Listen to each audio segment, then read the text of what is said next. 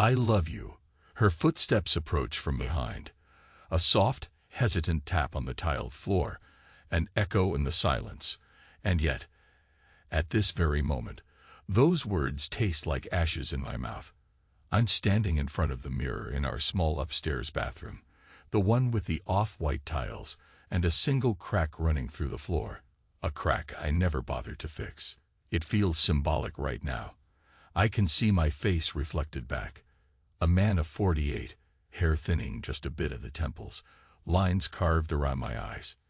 My shirt collar is unbuttoned, revealing a shallow dip at my throat, and I can feel sweat beading there, damp and prickly. There's a lump in my throat that refuses to go away. I clear my voice. Lena, you are my life.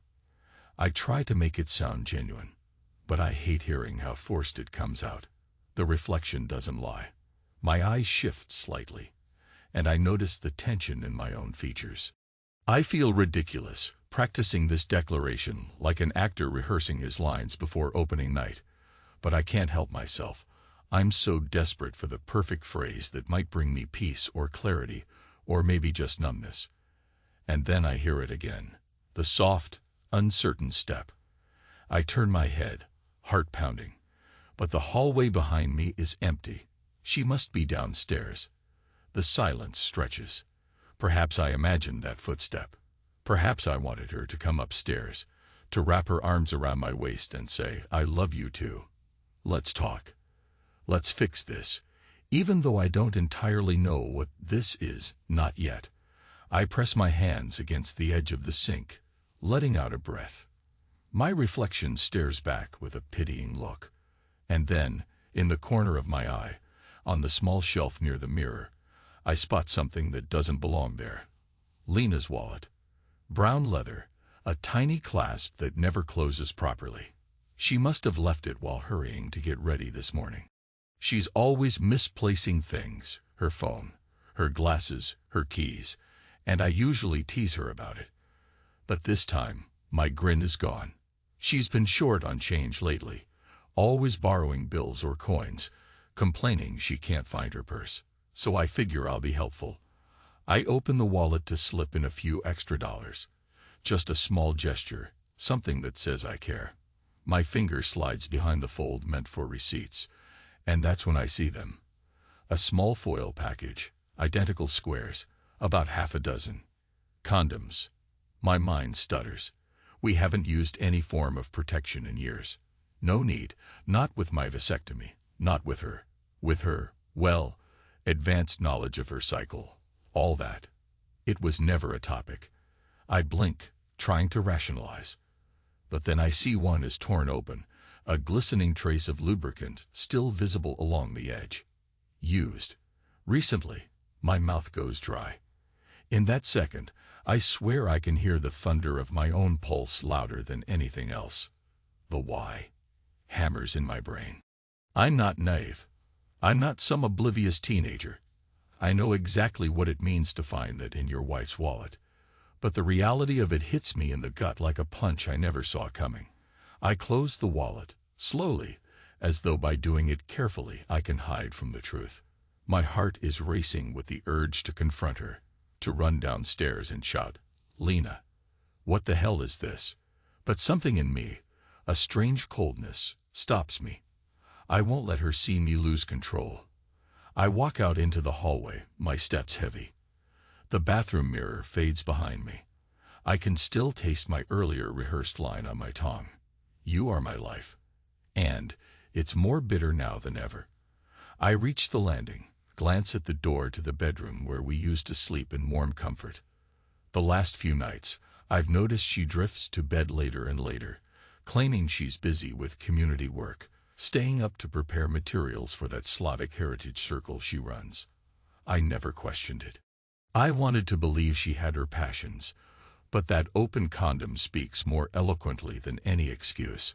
Something inside me quivers, a raw fury, a betrayal I never prepared for in all my years of marriage. Downstairs, I hear water boiling in the kitchen, the hiss of steam, and the faint, habitual rattle of a pot on the stove. I compose myself, take a deep breath, and walk down. She's there, pulling out a spoon from the drawer, her movements light, her hair pinned up in that casual bun she thinks is just for the house. She's wearing an old t-shirt, but somehow, in my eyes, everything about her seems different now. Like I'm seeing a stranger inhabiting the skin of the woman I have loved for more than 2 decades. She glances over, sees me. "Hey," she says with a faint smile. "I'm making tea. Want some?" My throat constricts. I manage a nod. "Sure," I say, trying to keep my voice even. She hums softly, turning back to the stove, stirring the pot with a wooden spoon, her hips shifting in that unhurried, almost seductive pattern. Did she always move like that, or have I just never noticed? My mind churns with suspicions. I think about confronting her right here, but I hold back. I don't know why. Maybe I'm afraid. Maybe I need more time to process this before the explosion. I watch the steam curl upward as she pours water into my mug. She hands it to me, meeting my eyes. Her expression seems open, innocent. Her nails are freshly manicured. She always keeps them elegant, a habit from her days at the art gallery. I see no guilt, no shame in her face. That stings. That makes me question everything about her sincerity. "Thanks," I mumble. She picks up her own mug and sips. Silence. It hangs between us, thick with tension I doubt she perceives. Or maybe she does, but she's gotten good at lying. The thought makes my grip tighten on the handle. I clear my throat. "Your wallet was upstairs," I say as calmly as I can. She blinks, sets her cup down. "Oh, did I leave it there? I was in a rush this morning," she says, her voice casual, a small laugh. She's good at brushing things off. I set my mug on the table. "I can't do it right now." "I can't." I just nod. "Don't forget it again," I say, forcing a dryness into my tone that I hope passes for mild annoyance. "You're always short on change." She shrugs, a playful smile. "You know me." Then she leans her hip against the counter. "Is everything okay? You seem tense." For half a moment, the confession burns in my chest. "I found your damned condoms. One used. Who is he?" But it doesn't break free. Instead, my face feels stiff. And I manage, just a rough day at work. She searches my eyes, then gives a little shrug and turns away, probably writing off my mood as typical male gruffness. The moment ends, and all I'm left with is the gnawing sense of betrayal, coiling like a snake in my gut. I decide to do the most bizarre, unnatural thing I've done in my entire marriage. Nothing. I let it simmer, let it fester, because I need a plan. I'm not a man who's satisfied with partial truths. I want the entire story, laid bare, even if it kills me. So for the next few days, I act normal, if a bit quieter. I keep going to work at the marketing firm, keep giving instructions to my team, keep my face impassive while I shuffle Excel sheets and performance reports. But inside, I'm replaying every memory of Lena, every suspicious phone call, every time she's claimed to be going to the grocery store and come back 2 hours later. My entire life with her is under scrutiny now. We don't have children, never did. It was partly a mutual decision, partly fate. I believed it made us closer, unburdened by some of the usual family strains. Now I wonder if that left us with a void that she eventually filled with someone else. On the 3rd evening after the wallet incident, I come home early. I park in the driveway, stepping out into the crisp, late afternoon air. The sky is bruised with the promise of rain. I see her car is there, but the house is eerily quiet when I enter. My breathing is shallow. I creep up the stairs, heart in my throat. The door to our bedroom is slightly ajar, just enough for me to see her figure. She's talking on the phone, her voice hushed, urgent. I can't see her face, but the tone is enough. It sends a lightning bolt of fury through me. My mind screams, she's talking to him right now. I slip back down the stairs before she notices. My feet feel leaden as I enter the living room. I can't sit. I just stand there, staring at the wedding portrait on the mantel. It shows us so young and hopeful, her hair pinned in a floral clip, my arms around her waist. I remember that day, how bright the sun was, how my heart nearly burst with happiness. That memory mocks me now. Footsteps descend the stairs. She comes into the living room, sees me. For a fraction of a second, I think I catch a flicker of guilt in her eyes. But it's gone before I can confirm it. "Hey," she says, her voice a bit breathless. "You're home early." "Yeah," I reply, forcing a tight smile. My gut churns with an almost violent tension. "Wanted to beat the traffic." She nods, tries for casual. "I was just sorting some stuff for the community center," she says, that familiar line about her Slavic heritage class. "You know, the materials, and some phone calls." "Right," I say. I don't trust myself to say more. She folds her arms, scanning my face. "You sure you're okay?" A bitter laugh tries to well up in my chest, but I swallow it. "I'm good," I manage. "Just hungry." We eat dinner together. It feels surreal, like we're playing roles in a movie scene. Husband and wife pretending normalcy. She chatters about her day, a small meltdown a child in her class had, how she had to comfort him by telling stories of traditional family values and respect. The irony is thick enough to choke on. I can't help imagining her telling that child about loyalty while stashing condoms in her bag for a secret lover. Each word scrapes at my patience like nails on a chalkboard. I nod along, pretending to listen, but inside, I'm planning. I've never been a man to lash out blindly. Even now, pain thrums in my chest, but so does a cold, methodical rage. If she's betraying me, she'll face the consequences in a way she never anticipated. That night, I barely sleep. She drifts off next to me, or pretends to, so easily. I lie there, staring at the ceiling in the darkness, hearing my own heartbeat in my ears. Every so often, I feel the warmth of her body. It's an insult, a mocking closeness. Eventually, dawn comes, bleak and gray. I get up and shower, the hot water scalding my shoulders, wishing it could burn away the ache inside. I can't confront her yet. I need a moment that matters. Because if I just yell accusations, she might deny everything, twist the story, or even make me look like some paranoid fool. No, I want absolute confirmation. I want retribution.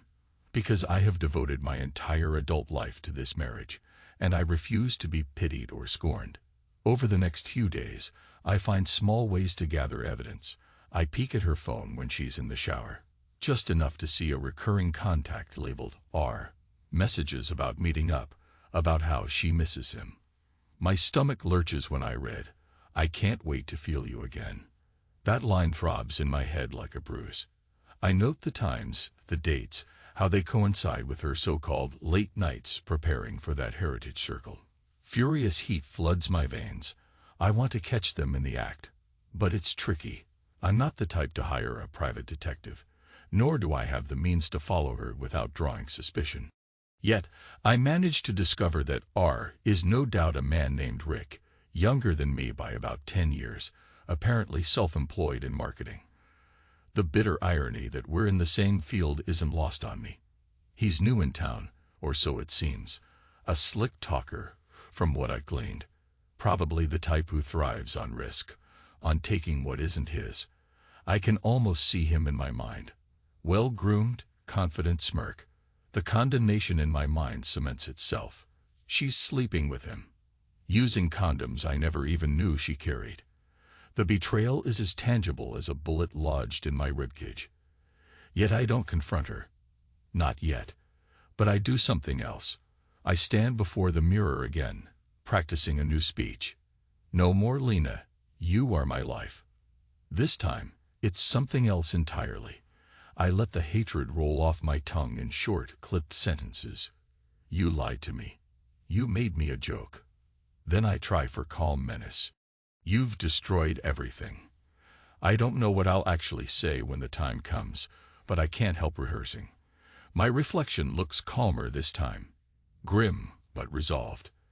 When the night of the family dinner arrives, An occasion we planned a month ago, with a couple of our older relatives in town. I know the moment has come. Lena's cooking. There's going to be a toast, a speech about tradition.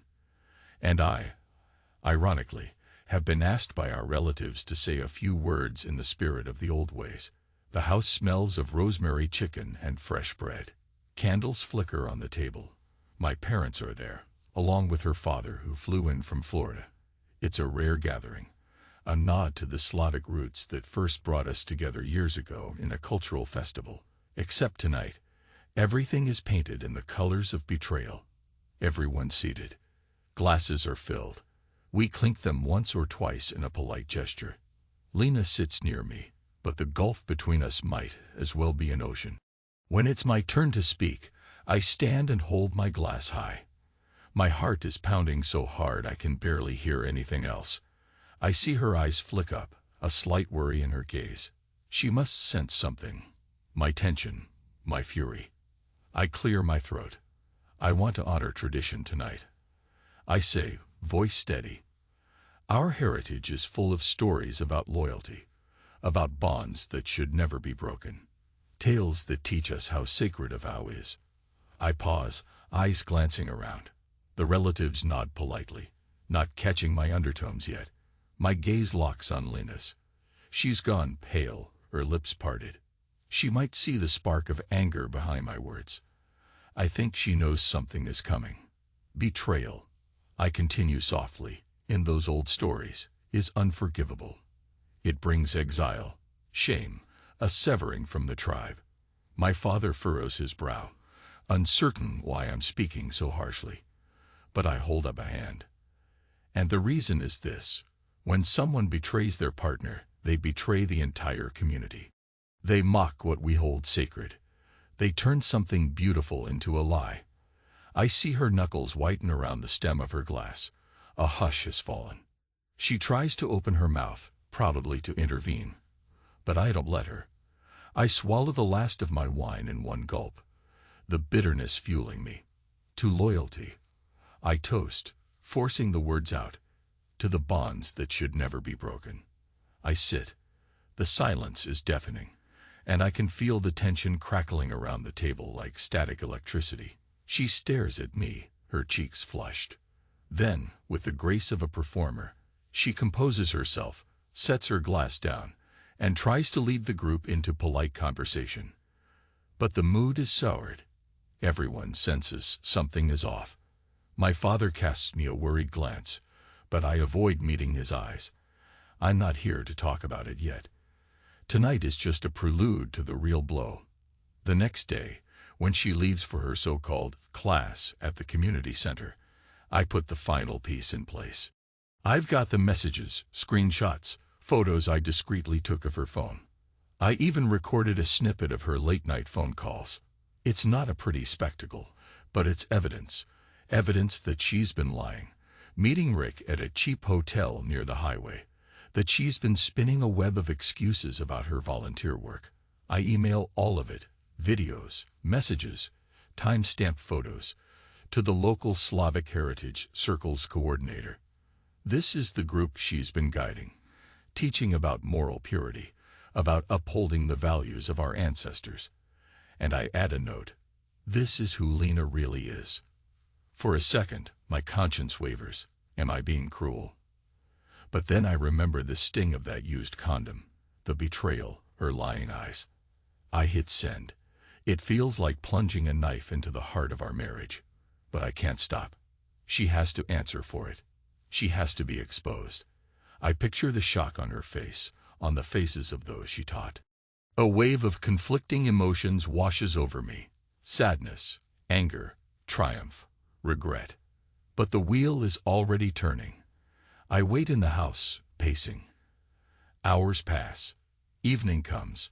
I get a call on my phone from a number I don't recognize, presumably the community center staff.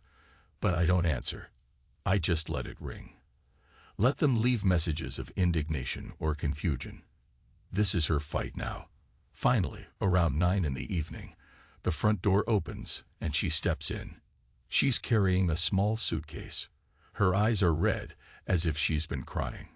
She sets the suitcase down, her body trembling. I stand by the living room lamp, arms crossed. Going somewhere? I ask, my voice colder than I've ever heard it. She exhales shakily. They asked me to resign. She says in a hoarse whisper.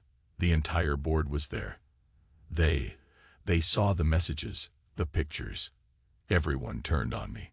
She looks up, tears shimmering in her eyes. My father called me. Furious. Said he can't believe I'd do something like this. Disgrace my family. I feel a pang in my chest. Maybe a part of me never wanted it to go this far. But my anger is still raw. You did this to yourself. I say, my voice stiff. You lied to everyone, not just me. You made a mockery of everything you claimed to respect. She wipes at her cheeks, mascara smearing. You became a stranger, she murmurs, stepping closer. You're not the man I married. You're cruel, vindictive. I bark out a laugh, a short, harsh sound. Really? And what about you, Lena? Carrying condoms in your wallet for your younger lover. Sneaking around hotels while I was home, cooking dinner, waiting for you to come back. I gave you everything, and you spat on it. Don't talk to me about cruelty. She flinches, guilt and defiance warring on her face.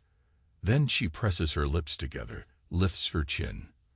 I'm done here, she says, voice trembling. I can't stand in this house for another minute. I give a curt nod. Yes, you should go. She picks up her suitcase, glances back at me, tears shining. For a moment, I see the woman I once adored, the warmth that used to fill her eyes. But that woman's gone. Or maybe she never existed. As she steps to the door, I whisper, now I'm my own. She pauses, grip tightening on the handle. But she says nothing more. The door closes behind her with a quiet click. I stand there for a long moment, hearing the echo of her footsteps fade down the walkway. The house is silent, except for the faint hum of the refrigerator. My chest is tight, my hands are shaking. The deed is done. She's gone. I might never see her again, not in the same way, not in the same role. My wife is effectively a stranger now, and I am alone in the home we built together. A surge of emotions burns behind my eyes. Rage, sorrow, regret. But I won't cry. Men aren't supposed to cry, right? That's what we're told. So I swallow it down, let it twist and knot in my gut. I don't know if I'll regret how far I took this. I only know that I couldn't let her get away with making me a fool. Not after all the years I gave her, all the trust I offered. I paced the living room, noticing the details that remain. The photos on the shelves, the postcards we collected from our travels. Each object, each memory is tainted now. I should probably gather them up and throw them away. But I'm not ready yet. There's a heaviness in the air, like a funeral. Our marriage is dead, and I officiated the ceremony. The next morning, I wake up on the couch, my back sore, my head throbbing. I remember falling asleep to the empty hum of the TV, the volume turned low. I check my phone, see a string of messages, missed calls from my father, from her father, from a few friends who probably got wind of the scandal. The local Slavic community is tight-knit, and secrets travel fast among them. I grit my teeth. I'll have to answer eventually, but not now. I drag myself upstairs, each step feeling heavier than the last, to find her side of the closet half empty. She must have packed most of her clothes in that suitcase. A single wooden hanger dangles where her favorite coat used to be, swaying gently as though in silent reproach. My reflection in the dresser mirror looks older, more hollow. Red-rimmed eyes, unshaven cheeks. A man who's lost everything, or at least a big piece of his life. But there's no turning back. She lied, she cheated. My revenge was swift, public, and final. What's done is done. 2 days pass in a blur. I go to work, going through the motions. My coworkers comment that I look tired. I shrug them off. At night, I boil pasta or open a can of soup, eat mechanically while staring at the empty seat at the table. The house is too quiet. The bed is too big. Sometimes I think I hear her footsteps in the hallway, only to realize it's just my imagination. The pain feels like a dull knife now, no longer a sudden stab, but a steady, wearing ache. One evening, I sit in my living room with a bottle of whiskey. A half-empty glass rests on the coffee table. The warm burn in my throat is the only comfort I allow myself. It's strange how quickly life can change. A week ago, I was rehearsing "Lena, You Are My Life" in front of the mirror, and now, everything's shattered. I flip through my phone's contact list, stopping at her name. Lena. Her picture is a small thumbnail of her smiling, that bright grin that once lit up my world. My finger hovers over the call button, but I can't do it. What would I say? We're past the point of apology or rational conversation. She made her choice. I made mine. Now we're both living with the fallout. I scroll to Rick's name, which I've gleaned from her messages. I wonder if he's with her, comforting her. Perhaps she's found solace in his arms, both of them cursing me as some vindictive bastard. The thought stings, but there's also a grim sense of satisfaction that I took something from her. Her standing, her reputation in the community she claimed to hold so dear. Maybe that makes me a lesser man. Maybe not. I can't tell anymore. The days turn into a week. My parents call me, try to talk.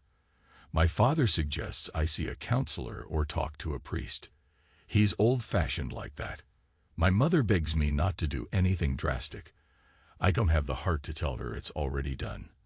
I just say I need time. They don't push too hard, but I sense their disappointment. They wanted me to have a stable, happy life. Now they're worried I've destroyed my future. The talk of divorce lawyers lingers in the background.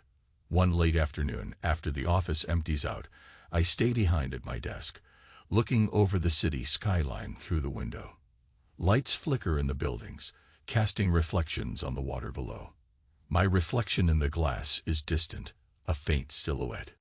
I remember how Lena used to bring me sandwiches when I worked late, how she'd perch on the edge of my desk, swinging her legs and making me laugh. That was a lifetime ago. I realize with a start that I do feel a pang of missing her, the version of her I believed in, at least. The thought irritates me. My rational mind screams that I should be relieved she's gone. But the heart is complicated, especially a man's heart at 48. We're told we must be strong, stoic, that tears are weakness. But the pain is real, and it demands acknowledgement. When I drive home, the sight of the empty driveway doesn't shock me anymore. She's not coming back, and I'm not calling her. The standstill weighs on me, but that's how it has to be. Later that night, I open the laptop, checking an email from the Slavic Heritage Board. They've sent a formal notice confirming Lena's resignation and politely requesting a conversation with me. I guess they want more details. My chest clenches. I wonder if they blame me for blowing up the situation. For a second, I'm tempted to type a curt reply about how they shouldn't meddle in my private affairs. But then I recall, they saw the evidence. They know she was unfaithful. They want to save face in front of the older members who hold tradition above all else. I closed the email without replying. My revenge was swift and thorough. I can't undo it, nor do I want to. As the second week alone begins, I find myself losing track of small details. Did I eat lunch? What day is it? The routine is robotic. I wake up, go to the office, come home, stare at the walls. Sometimes I catch myself rummaging through the closet, expecting to find her clothes, or glancing at the couch where we used to cuddle on Sunday mornings. Each time, I'm reminded of the raw emptiness, but there is a strange sense of relief in having no illusions left. The worst part was not knowing. Now I know. She chose another man, Rick. She lied. She tried to keep it secret. I found out, and I unleashed consequences. The truth, cold and sharp, can be more merciful than living in ignorance. One evening, while rummaging through some old boxes in the garage, I come across our wedding album. The corners are yellowed, the plastic cover cracked. I flip through the pages, seeing younger versions of ourselves. smiling, radiant, full of untested hope. My chest tightens. I allow myself a single moment to trace her face on the page with my fingertip. Then I snap it shut. Enough of that. I sense a change in me, something about how I move through my day, how I speak to colleagues, how I look at myself in the mirror each morning. I can't call it confidence exactly, nor pride. But it's a steadiness. I feel a new solidity in my spine, as though by confronting the worst heartbreak of my life, I've proven something to myself. I can survive. I am my own, as I told her that night. On a Friday, I decide to go out for a drink. Alone, yes, but that's my reality now. I sit at the bar, order whiskey on the rocks. The bartender is a quiet type, leaves me to my thoughts. Around me, younger patrons laugh and flirt, presumably unaware of how heartbreak can grind your soul into dust. I sip the amber liquid, letting it warm me from the inside. My mind drifts to thoughts of Rick again, imagining him smirking, running a hand through his carefully styled hair, telling her sweet lies. My jaw tightens, but then I exhale. I can't control that. I can only control myself. I remember how Lena looked at me the last time we spoke. Tears, anger, fear. Maybe she never anticipated how far I would go to expose her. Maybe she thought I was too meek or too traditional to fight back. Well, she learned otherwise. Eventually, I pay my tab and head home. The city lights flickering overhead like a hazy reflection of stars. I unlock the front door, stepping into the hush of the house. Everything is neat, exactly as I left it. I toss my keys on the kitchen counter, check the fridge for dinner options. The emptiness is becoming a companion. The next morning, I wake up with a slight headache, the whiskey from the night before lingering. I shower, dress, and notice that the sun is bright outside. Birds are chirping, some sign of life in this quiet suburban street, and for the first time, I feel a flicker of something I can't immediately name. A strange mixture of sorrow, acceptance, and perhaps a hint of readiness to move on. I decide to go for a walk by the lake, not far from our house, the place I used to go when I needed to think. My father introduced me to it when I was just a kid, a hidden spot near a quiet bend in the shore. The path is worn by footsteps of countless joggers and dog walkers. But at this early hour, it's mostly deserted. The water's surface ripples gently, reflecting the morning light. I breathe in the crisp air, letting it fill my lungs, letting some of the tension dissipate. As I walk, I realize I'm at the end of a long battle. I can't pretend I'm unscathed, but neither am I defeated.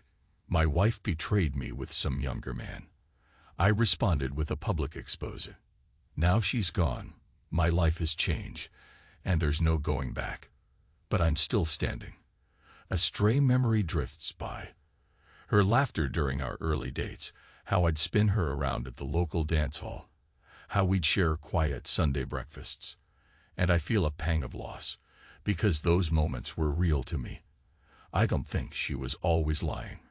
People change, or maybe they uncovered deeper layers that were always there. None of it matters now. She's gone. I'm here.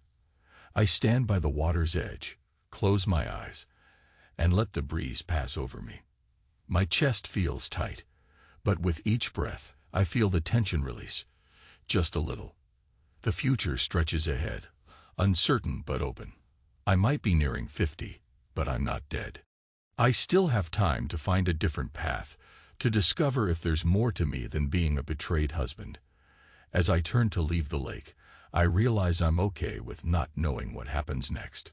For now, I've told my truth, I've taken my stand. I may ache with the scar of betrayal, but I haven't given up on myself. The words echo in my head. Now I'm my own. That's all that remains of the vow I once made, to stand by her side, for better or for worse. She's forfeited that promise.